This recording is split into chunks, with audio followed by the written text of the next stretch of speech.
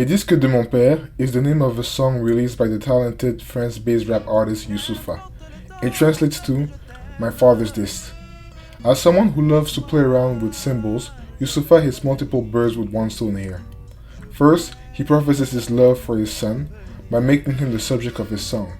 And second, he pays tribute to his father, the legendary Congolese rumba singer and composer, Taboulé Rochereau, by sampling one of his songs, Pitié, which means mercy in French. Sampling, which has been used heavily across different musical cultures, is part of an artistic habit in which a significant amount of artists belonging to a particular musical culture reincarnate melodies that they've heard in their childhood, which were part of a different and now less relevant musical culture. I use the word reincarnate instead of the words renew or resurrect here, and that choice of word is not innocent. This video will let you know why. Hello, welcome to the Botengu channel. How can I describe my content? Well, when I'm not making videos about music theory or of myself playing, I am using this channel as a way to reflect on what makes black musical cultures similar and also what makes each of them unique. Do not hesitate to like, comment, and subscribe if you want to see more.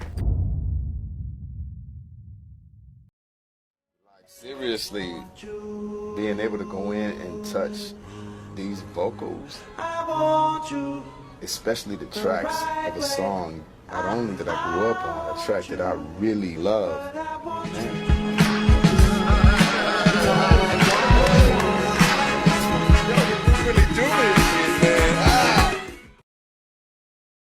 Modern mainstream music genre are either melody-based genre or rhythmic chanting-based genre.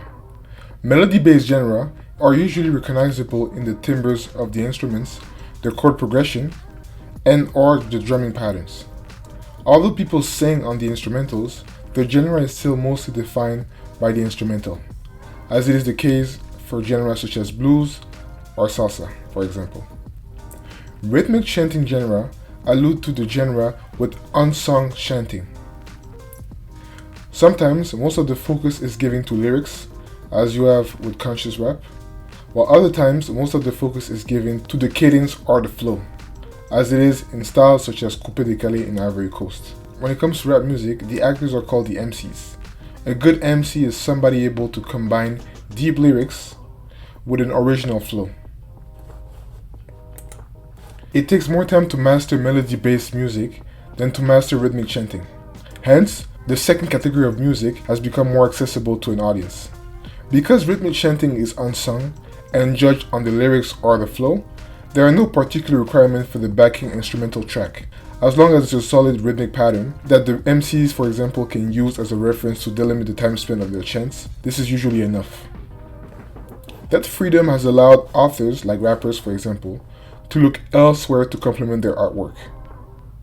Some have looked to other cultures for inspiration, while some others have turned to the songs that they used to listen to when they were children. In some instances, that reflex has become a trend amongst many artists of the genre and has helped define or transform musical cultures. 3 examples will be given from 3 different musical cultures. Many who have heard of dancehall music are aware of the rhythm concept. A rhythm is a common instrumental track on which Jamaican MCs, locally called DJs, deliver rhythmic chants, or toast as it is called over there. Sean Paul, for example, had most of his hits on rhythms, like Glue on the Biot rhythm to Temperature on the Applause rhythm are example of that trend.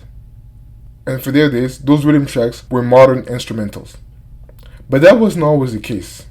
Before the digitization of music, a lot of dancehall artists didn't have the funds to recruit a band to make an instrumental every time they wanted to toast.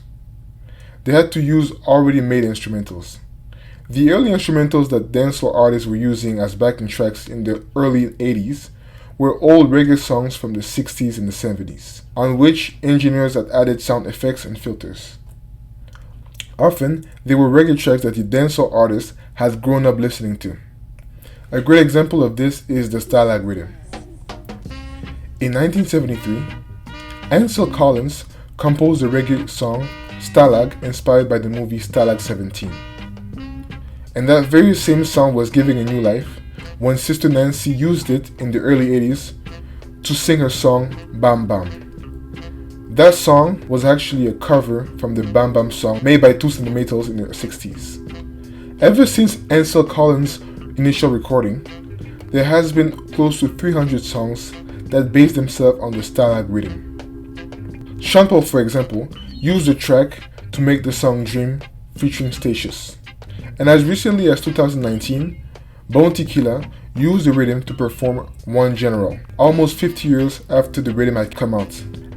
At the moment this video is edited, Ansel Collins is 73, and we hope that he will live as long as possible. But regardless, if it is true that an artist lives through his music, and in the view of how relevant his song is till this day, Ansel Collins probably has a shot at being immortal. When I discussed the recent takes on the Stalag rhythm, I did not mention that it was sampled by the hip-hop community. Guerrilla Black, Jay-Z, and Kanye West have all sampled Sister Nancy's Bam Bam song, highlighting a common trend between dancehall culture and hip-hop culture. 80s hip-hop music heavily relied on sampling. Rappers, for example, searched through their parents' soul and funk CDs to find inspiration. However, sampling began to be regulated. Nonetheless, that still didn't prevent hip-hop artists from using their childhood influences. This is well shown by the group 213, comprised of Nate Dogg, Snoop Dogg, and Warren G. Together, the three friends have helped develop the G-Funk.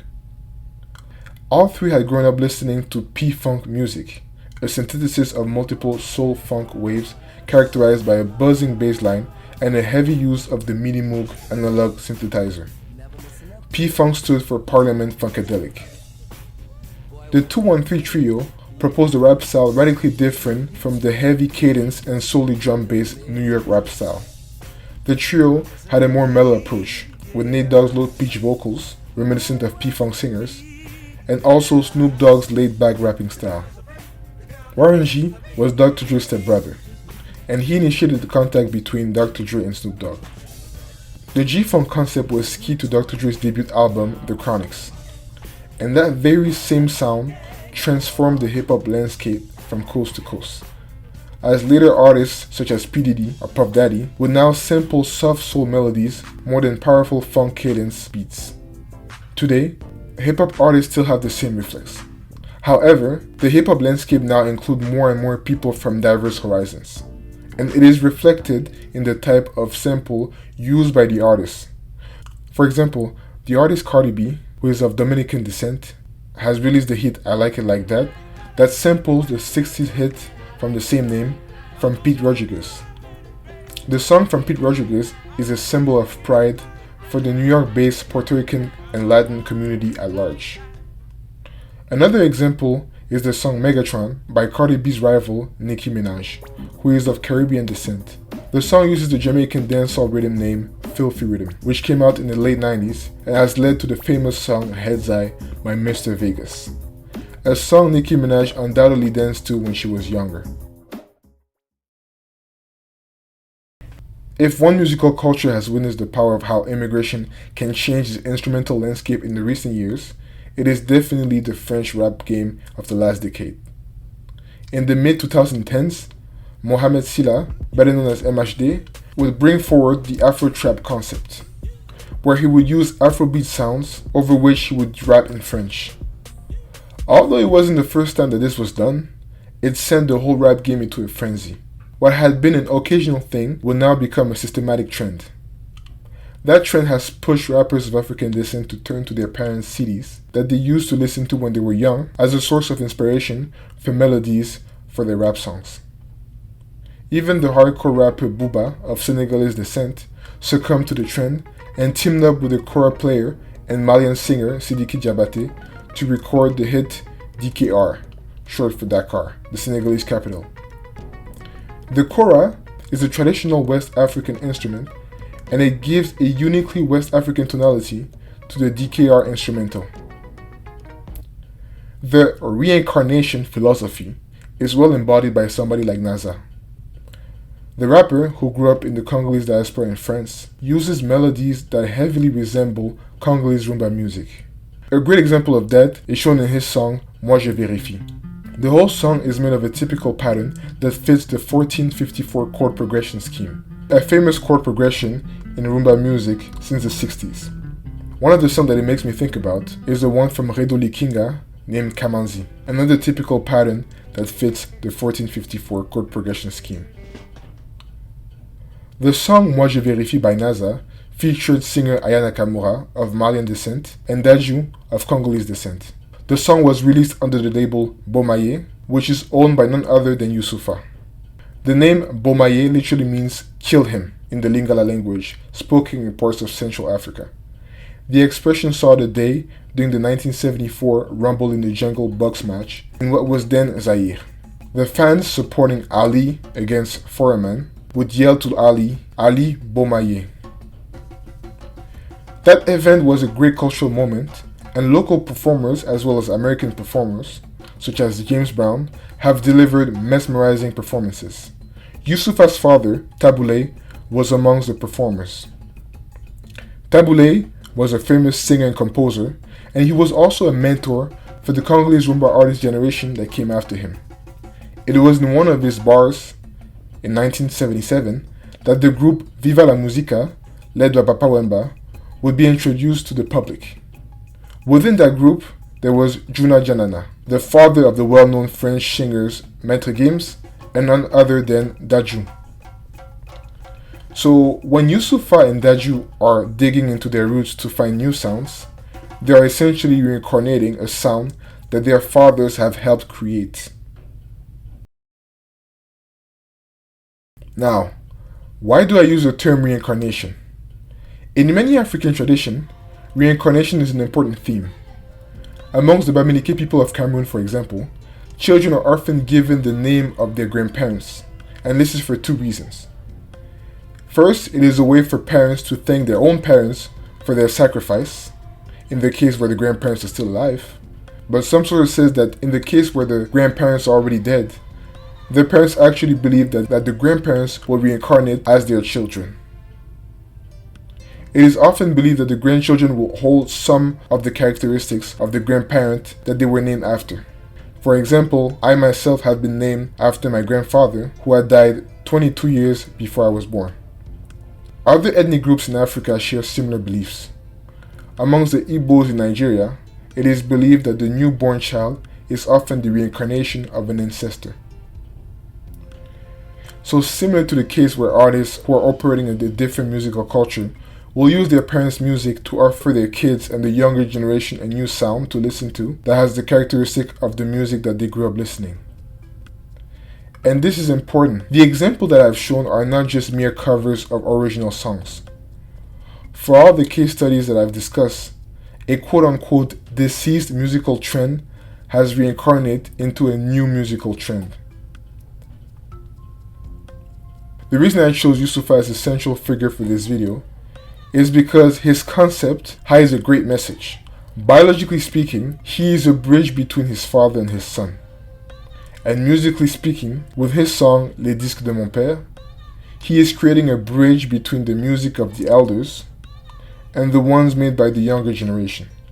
And when we see the habits that the artists on his label have, we can sure realize that they have learned one thing or two, and some of them have adopted the sound that Youssoupha has helped reincarnate.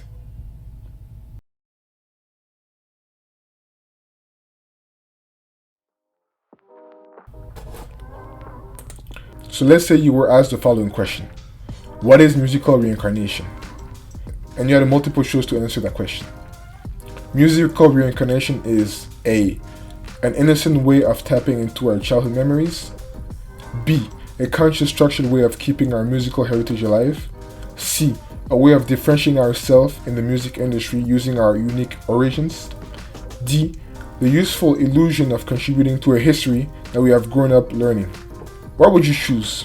If you wonder whether or not you can select multiple answers, the answer is yes. On my end, I've selected all of the above.